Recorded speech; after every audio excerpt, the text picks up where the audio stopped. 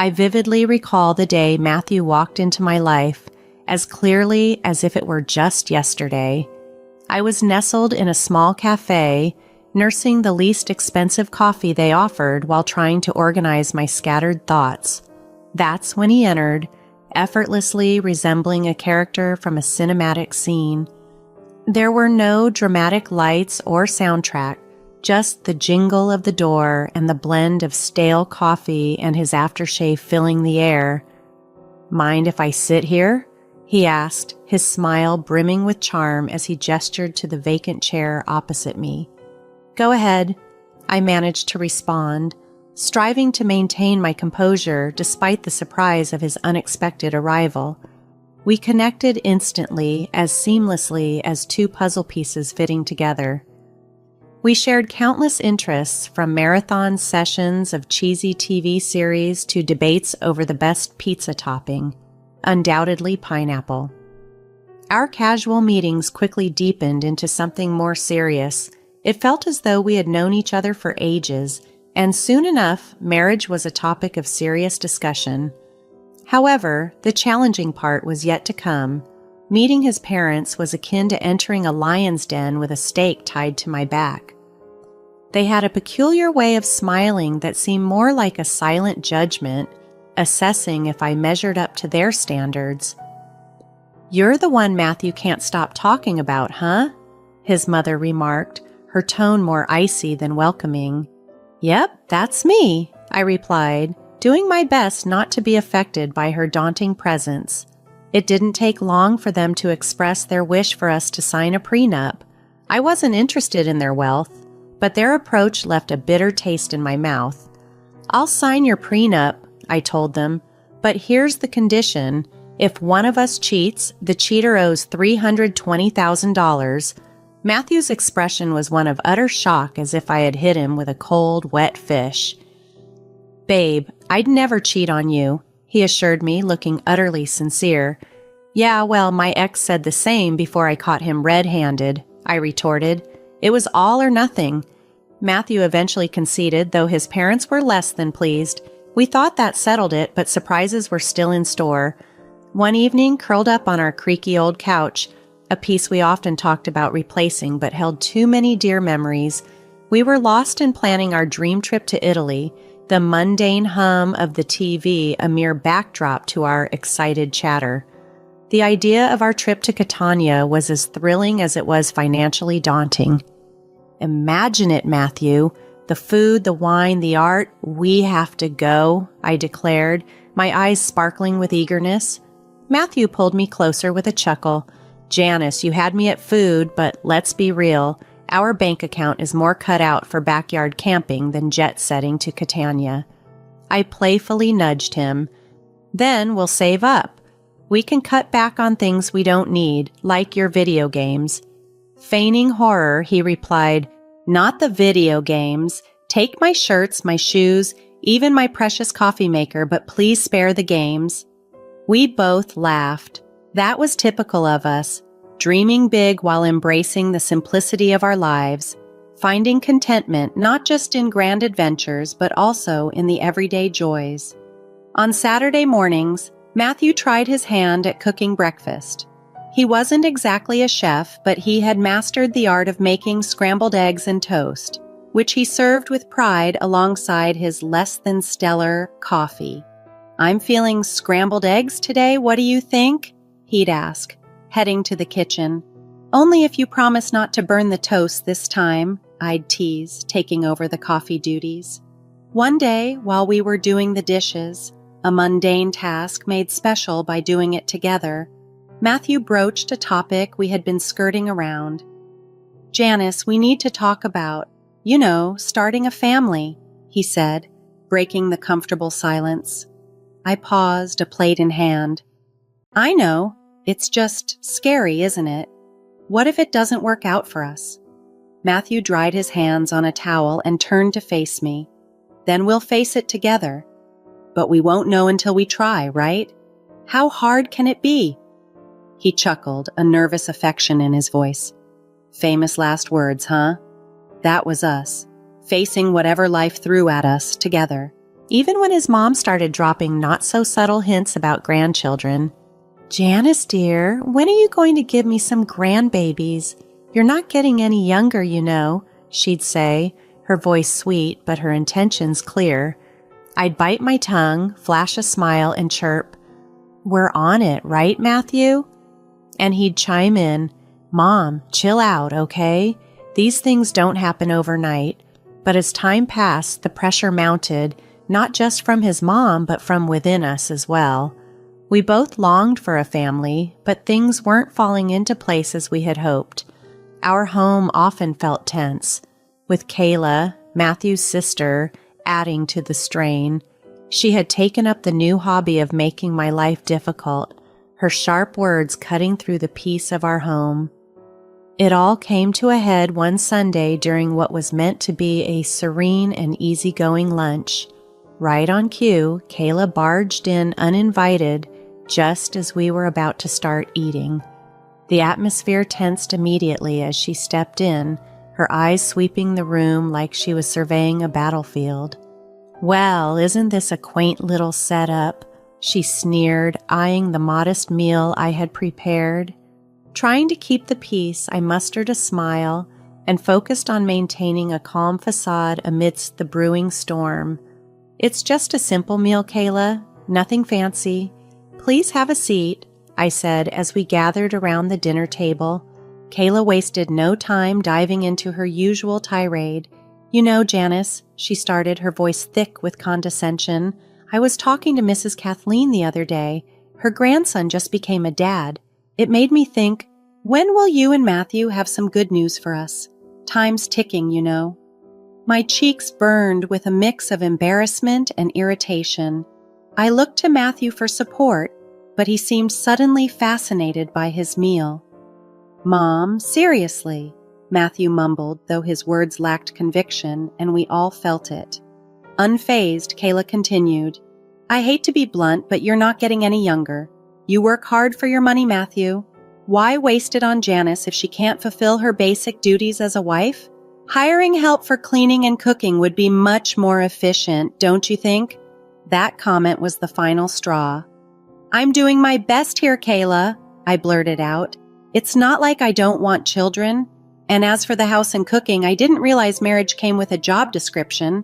Kayla scoffed. "Marriage isn't a free ride, Janice. You have responsibilities, and frankly, you're not meeting them." The air thickened with tension, and tears welled up in my eyes. But the deepest cut wasn't Kayla's biting words. It was Matthew's silence. When he finally spoke, it wasn't to defend me. "Mom's right. Maybe we should consider getting some help around here. It would take some pressure off you, too," he suggested. His words felt like a betrayal. I was starkly alone in this. As Kayla's visits became more frequent, so did her criticisms. She'd inspect every corner of our home, pointing out any flaw. "You call this clean?" she'd sneer. "Looks like a pigsty to me." Then came the jabs about my appearance. "Is that what you're wearing? A wife should dress to please her husband. No wonder Matthew seems exhausted. He comes home to this?" I tried to stand my ground. "Kayla, I dress for myself, not for Matthew. And he's tired because he works hard, not because of my outfit." But it was futile. Kayla had made up her mind about me, and nothing I said swayed her. Matthew's lack of support wounded me deeply. Every night after his mother left, we'd argue. "Why won't you defend me, Matthew? She's bulldozing over us and you just stand by. Janice, she's set in her ways. What do you expect me to do? Kick my mom out?" "No, but I expect you to be my partner, to stand with me, not against me." It became clear that this situation was more than just Kayla's disapproval. It was a test of our marriage, of whether we could endure the relentless onslaught of Kayla's criticisms. As the weeks passed, it dawned on me that this wasn't a temporary phase. It was a full-blown assault. If we didn't take action soon, there might not be anything left to salvage. The atmosphere between Matthew and me had turned icy, exacerbated by Kayla's intensified critiques.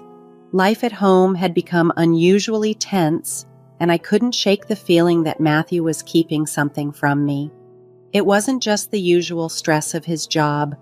There was an unsettling change in his behavior that hinted at deeper secrets.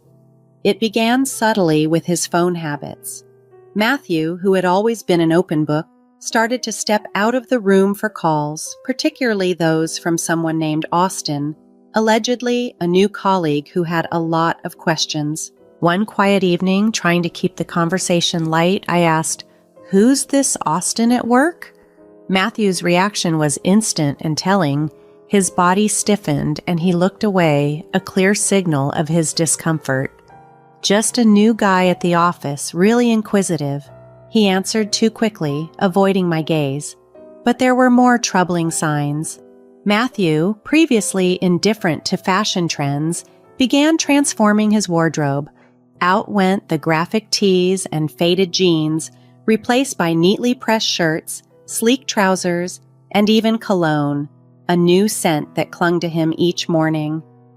"What's with the new look? Planning to model for a department store catalog?" I joked one morning as he fixed his hair in a new style. He just gave a nonchalant smirk. Why not spruce things up a bit?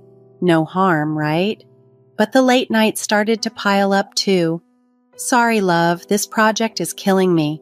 I'll be home late," his texts read night after night, and it would often be the early hours of the morning before I heard the turn of his key in the door. Something felt wrong, a gnawing sense that wouldn't go away. Driven by a mixture of fear and need for the truth, I hired a private investigator, a decision that felt ripped from a melodramatic detective series. The results were as dramatic as the decision itself.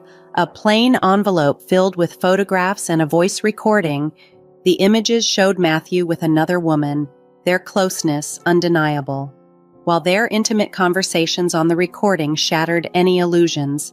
Here was a man in love, but not with me. As I absorbed the shock, sitting alone with the cold truth laid bare on my kitchen table, I realized these pieces of evidence could be critical if our marriage dissolved into a divorce.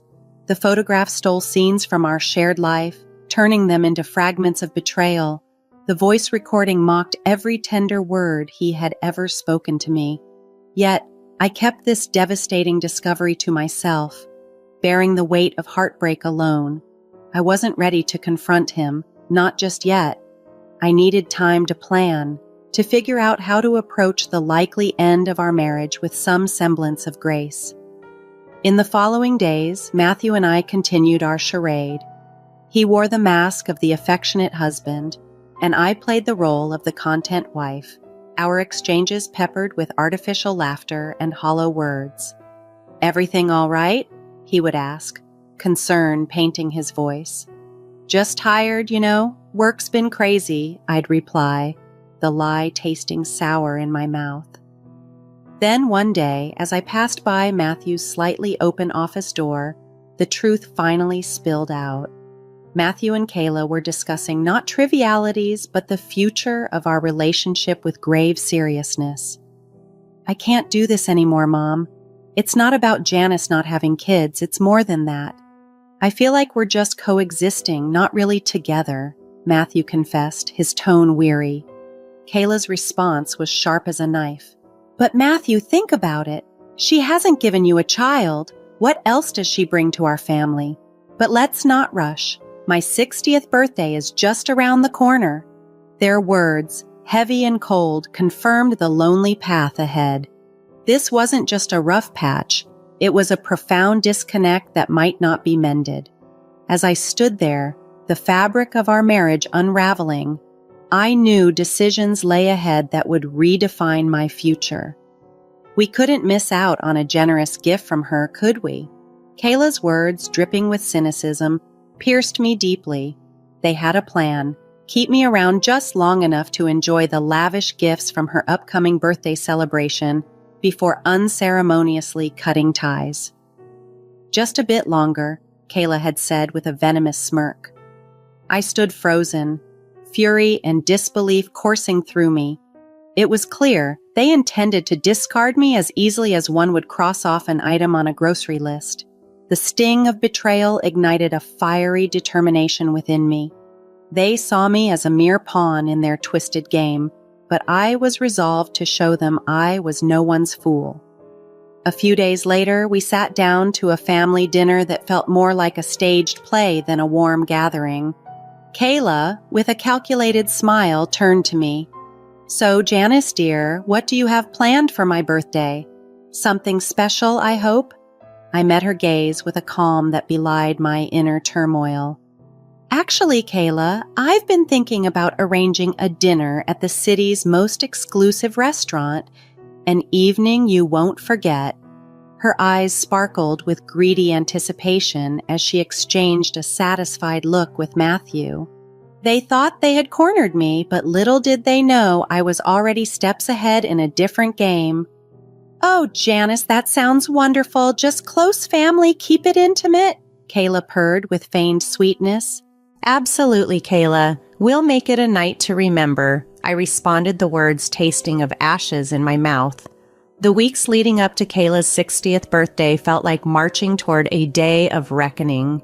Each of Kayla's smirks and Matthew's dismissive nods only fueled my resolve. My plan was simple yet bold. Host the lavish dinner as a supposed gesture of goodwill, then spring a monumental surprise.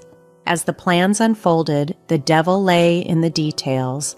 The night before the party, our home was charged with silent tension. Matthew, unaware of the brewing storm, lounged on the couch, absorbed in his phone. "Everything ready for tomorrow?" he asked without looking up. "You could say that," I replied, my voice steady despite the storm within. The day arrived, and as guests filled the opulent dining room we had reserved, the air was thick with anticipation. My heart raced, not with nerves, but with the thrill of imminent revelation. Kayla, basking in the spotlight, reveled in the grandeur. "Oh, Janice, you've truly outdone yourself. This place is divine," she announced, her voice carrying across the room. As the evening progressed, laughter and stories filled the air, masking the undercurrents of the gathering. Just as dessert plates were cleared, the moment I had been waiting for arrived. The waiter approached discreetly and whispered the staggering cost of the dinner, $10,000. I handed over my credit card, unnoticed by most. Then, as if on cue, Matthew dropped his bombshell. "Janice, it's time for the truth. I'm done with this, with us. I want a divorce," he declared, his words cutting through the festive noise and suffocating the atmosphere. Before I could process his words fully, Kayla, sharp and decisive, interjected. "Well, now that it's out in the open, it's best you leave, Janice. Tonight is about family and, well, you're no longer part of ours." The room fell into stunned silence, every gaze fixed on me, yet I refused to crumble. With a composure I scarcely felt, I rose from my seat, nodded, and walked out without a word. The chill of the night air hit me as I left, the weight of finality crashing over me as I made my way to a friend's apartment. The night closed in, a stark reminder of the cold journey ahead, but I walked on, resolved to start anew from the wreckage of what once was. With steely determination setting in, I finalized my plans and packed my essentials, transforming the numbness of betrayal into decisive action. This was the close of one chapter and the beginning of another. As I zipped up my last suitcase, my phone began to buzz insistently. I tried to ignore it, but curiosity eventually won over. Kayla's frantic voice blared from the other end. "Janice, the payment didn't go through. You need to fix this right away," she demanded. The irony of the moment was bittersweet. In my preparations, I had foreseen such a move and had already blocked access to our shared accounts, anticipating it might be Matthew's first line of defense. "Oh, Kayla, what a shame. But since I'm no longer part of the family, as you've made abundantly clear, I'm afraid you'll have to sort this out yourself." Her fury crackled through the phone, a melodious sound to my ears after the betrayal I'd endured. The chaos that followed was the perfect ending to the farce my marriage had become. I heard stories of the restaurant staff demanding payment, Kayla's escalating tantrums, and eventually the police arriving to calm the storm she had whipped up. In the end, it was Matthew and his family who were left to scramble to cover the bill, a fitting end to their deceit. The morning after the dinner was like waking up after a storm.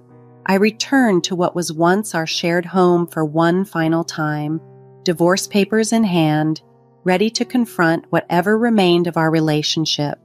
The atmosphere was electric, almost tangible, as if it could be sliced with a knife.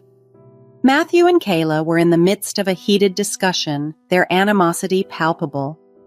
"You've got some nerve showing up here after last night," Matthew spat, his expression twisted with anger and disbelief. "Great! You've humiliated us in front of the entire city. Do you understand the humiliation of having the police called because of your antics? People were laughing, filming," Kayla added, her words sharp as knives.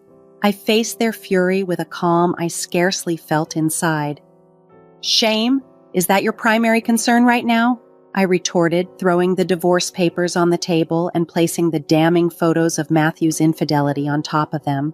Matthew's face went pale as he picked up the photos, his mother looming over his shoulder. Their anger quickly dissolved into shock, then morphed into panic as the gravity of the situation sank in. "And let's not overlook the prenup, shall we?" I continued, my voice steady and unwavering. "You stray, you pay. Precisely $320,000. Kayla's face twisted into a snarl. "You wouldn't dare. You can't do this to us." "Oh, but I can and I will," I retorted, my voice devoid of warmth, resolute in my decision. Recognizing the seriousness of the situation, Matthew changed his approach. "Please, let's discuss this. We can find a solution." A bitter, mirthless laugh escaped me. "Find a solution? Do you think a few words can undo everything?" "No, Matthew, it's over." Kayla, ever the manipulator, tried to soften her tone, dripping with false concern. "Janice, darling, think about what you're doing. This will destroy us. That ship has sailed, Kayla. You should have thought about that before." Their pleas turned to desperate entreaties, their words a frantic attempt to salvage whatever dignity remained. But the time for words had passed and the moment for action had arrived. My resolve was unyielding. I was done being the victim, finished with their deception and manipulation. In the end, Matthew had no choice but to borrow money from his parents to settle the financial arrangements with me. As I walked away from that house for the last time, check in hand, I felt an immense weight lift from my shoulders. After everything that had transpired, I was finally free. I used the money from Matthew to make a down payment on a modest yet cozy place of my own. It's incredible how much peace you can find in a home that's entirely yours, where every nook feels like a sanctuary from the storms of a past life. Now, life is quieter, and that's exactly how I prefer it. I have a job that keeps me busy, friendly neighbors who greet me with smiles, and a small garden that's mine alone to cultivate. Occasionally, I hear bits of gossip about Matthew and Kayla. Just the other day, while picking up coffee from the local cafe, a popular spot in the community, I ran into someone I knew from the old neighborhood. After exchanging pleasantries, they leaned in, their voice dropping to a hush, and said, "Hey, have you heard the latest about your ex and his mom?" Their eyes sparkled with intrigue. I raised an eyebrow, intrigued yet detached. "Can't say that I have, do tell." They seemed to savor sharing the gossip. Apparently, Kayla isn't too pleased with Matthew's new girlfriend. Rumor has it they've been arguing nonstop. It puts your past situation in a new light, doesn't it? We quickly moved on from the topic, but as I walked away with my coffee, I felt a deep sense of relief. There was a time when such news would have disturbed me, but now it was just another story in someone else's drama. These days, my biggest concerns are whether my tomatoes will ripen before the squirrels get to them, or if I'll ever master yoga without looking like a newborn deer.